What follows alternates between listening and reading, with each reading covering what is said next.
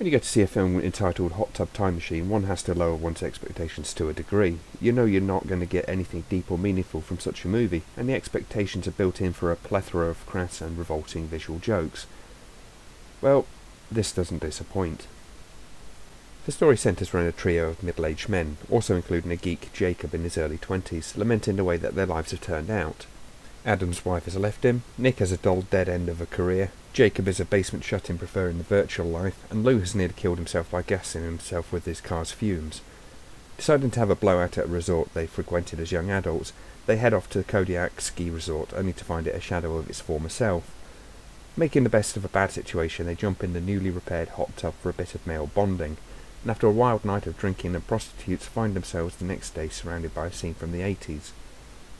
Discovering that they've been hurled back in time by the hot tub, the friends are faced with a choice: make all the same mistakes for the sake of causality, or rewrite history in their favour. Hot Tub Time Machine is certainly a matter of taste, or lack of. Following in the steps of so many other gross-out comedies, it more than holds its own in terms of vile crudity. Adolescent sex jokes, cartoon violence and bodily functions all play their part here, and the film often goes beyond the point of decency as one would expect. Occasionally it even steps over the line. As is given with this kind of film, it would be rather obvious to overstate this, but there are several moments that make you wince with just how revolting it can be. This said, what does the rest of the film have to offer? Well, it's fairly standard in terms of the genre. There's a familiar tale of second chances with all the attending sentimentality that's expected from an American comedy, and it does flirt with some interesting, if somewhat done, ideas on causality. The details that Hot Tub Time Machine hits, however, are rather cosmetic. It doesn't really pay much more than lip service to the ideas of time travel, and its consequences feel convenient rather than convincing. Typically one can expect this kind of film to be overbearing, and of course it is. It's loud, crude guy humour. It does make an effort to be at least a little bit smart, but it seems to become a victim of ADD, as the ideas are jettisoned at the convenient moments to forward the story, and ultimately it fails to have any real substance to speak of.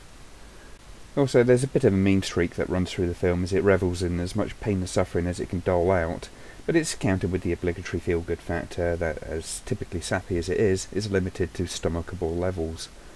Hot Tub Time Machine essentially does what so many of us have done before, ramping up the grossness and revelling in the hard times its characters are having, but it does have at its core the familiar warm fuzzy feelings that typifies this kind of comedy. And though it comes close to overdoing it, it just about balances itself out to a position where it's not overly sentimental, at least compared to its peers. But only just. The characters are likeable enough despite the excessive nature of the characterisations. In particular, Rob Corddry's Lou is a rather disgusting and overbearing character, but you find yourself resigning yourself to not hating him. As the character Adam explained, well, he's an arsehole, but he's our arsehole. The entire cast is really familiar in this sense. In some respects it pays off by not having to spend too much time introducing them, as they're quite typical for this kind of movie. You have the geek, the sensitive one, the stereotypically black one, and the arsehole idiot.